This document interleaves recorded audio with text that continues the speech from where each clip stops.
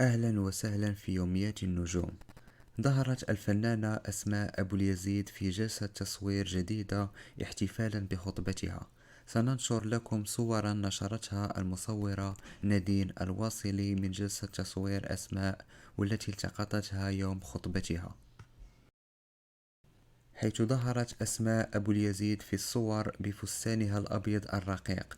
كما كانت أسماء قد أقامت حفلا صغيرا للاحتفال مع أصدقائها بخطبتها من محمد الخطيب، وأعلنت خطوبتها مساء الأحد 14 مايو، ونشرت عبر حسابها على الإنستغرام صور من الخطبة لتنهال عليها المباركات من أصدقائها الفنانين.